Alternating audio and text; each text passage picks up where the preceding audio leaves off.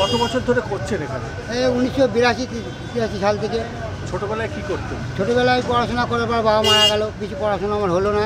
তো বাবা মরে যাওয়ার পর ছোটো ছোটো ভাই, আর্থিক অবস্থা খুবই খারাপ ছিল, যার জন্য আমার ইচ্ছে ছিল আমি ছোটোবেলায় গানের লাইনে যাব, কিন্তু আমার ভাগ্যে অর্থের বইতে আমি গানের লাইনে যেতে পারলাম না। আপনার মানে গান যে ভালো লাগে, সে গানের তো একটা গায়ক, যে গায়ক সে গায়কের গান দেখে তো ভালো লাগে। হ্যাঁ, তাকে ভালো লাগে। আমার ছোটোবেলায় বেশিরভাগ আমি মোহাম্মদ রফি সাহেবের গান আমি যেখানে যা বাজতো আমি সেখানে গিয়ে শুনতাম।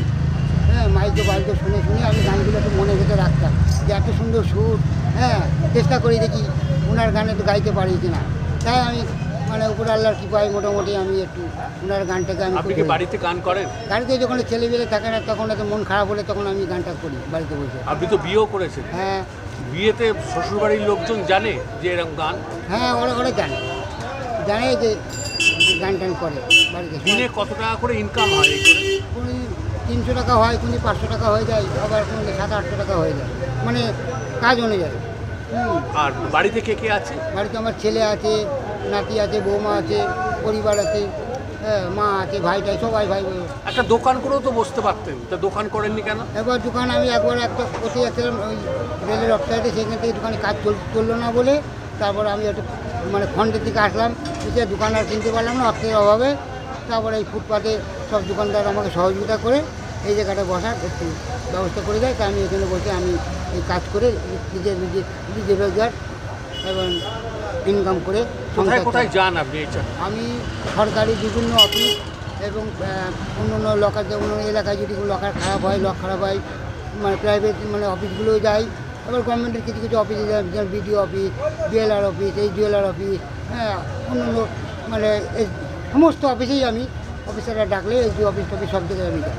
আপনার তো এই ছোট্ট একটা জায়গা, তার মধ্যে দেখছি মোহাম্মদ রফি, অনেকে ঠাকুরের ফটো রাখে, কিন্তু আপনি মোহাম্মদ রফির ফটো রেখেছেন, লতা মঙ্গেশকরের ছবি রেখেছেন, আর নেতাজির ছবি রেখেছেন, এটা কেন রাখলেন?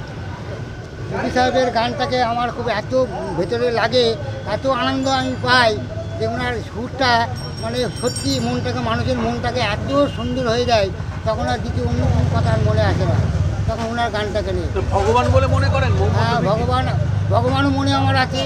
হ্যাঁ, আমি যখন নামাজ পড়ি, নামাজের পরে এসেও আমার মনে হয় যদি গানটা শুনি, নামাজ পড়ে এসে পরেও গানটা শুনতে ভালো লাগে। তখন একটু মনটা খারাপ লাগলে তখন এই গানটা নিজে গান করে মনটাকে সান্ত্বনা দিই। আর নেতাজি কেন? আর নেতাজি হচ্ছে আমাদের ভারতবর্ষের মহান নেতা। ছোটোবেলায় বাবা মাকে শুনতাম যে ওনার মতো নেতাজি আর পৃথিবীতে আসবে না। হ্যাঁ, আর মহান নেতা, ওনাকে খুব আমি শ্রদ্ধা করি, যার জন্যে ভারতবর্ষের মহান আর পৃথিবীতে এরকম নেতা আর আসবে না, যার জন্য ওনাকে আমি খুব মানি। মেরি দিল কো সমঝানে কহাঁ যায়, ভরি দুনিয়া মে কহাঁ যায়, मोहब्बती हो गई जिनको वो दीवाने कहाँ जाए, बड़ी दुनिया में तेरे दिल को